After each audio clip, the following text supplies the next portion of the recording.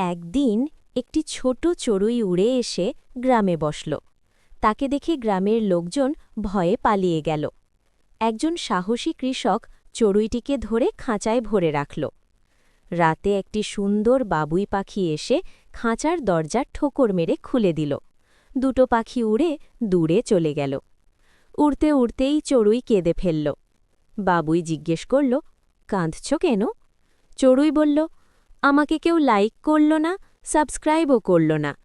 বাবুই হাসল আর বলল, সত্যিকারের আনন্দ লাইক সাবস্ক্রাইবে নয়, স্বাধীন ডানার উড়ানে। চড়ুই চুপ করে ভেবেছিল। তারপর তারা মুক্ত আকাশ